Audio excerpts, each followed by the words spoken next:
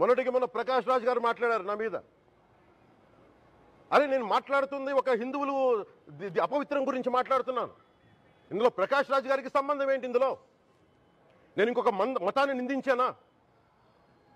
ఇస్లాంని నిందించానా? క్రిస్టియానిటీని నిందించానా?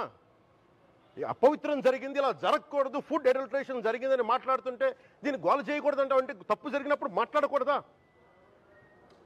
ఒక అపవిత్రం జరిగితే మాట్లాడకూడదా? దేవతా విగ్రహాలను శిరచ్ఛేదం చేస్తే మాట్లాడకూడదా? ఏం పిచ్చి పట్టింది ఒక్కొక్కళ్ళకి? ఎవరి కోసం మాట్లాడుతున్నారు మీరు? ప్రకాష్ రాజ్ కూడా చెప్తా ఉన్నాను, నాకు మీరంటే గౌరవం. I have extreme respect for you. కానీ when it comes to secularism, Prakash Raj గారు, it's a two way, not one. I have extreme respect for you. You know that. Shri Pavan Kalyan గారు, నేను ఇప్పుడే మీ ప్రెస్ మీట్ని చూశాను.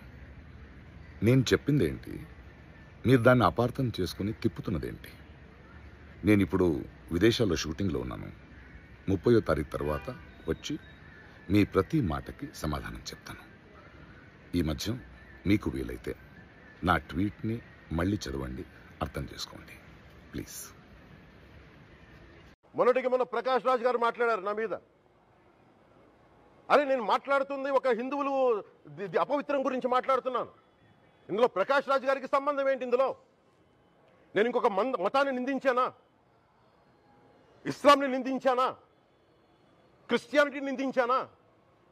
అపవిత్రం జరిగింది, ఇలా జరగకూడదు, ఫుడ్ అడల్టరేషన్ జరిగిందని మాట్లాడుతుంటే దీన్ని గోల చేయకూడదంట. అంటే తప్పు జరిగినప్పుడు మాట్లాడకూడదా? ఒక అపవిత్రం జరిగితే మాట్లాడకూడదా? దేవతా విగ్రహాలను శిరచ్ఛేదం చేస్తే మాట్లాడకూడదా? ఏం పిచ్చి పట్టింది ఒక్కొక్కళ్ళకి?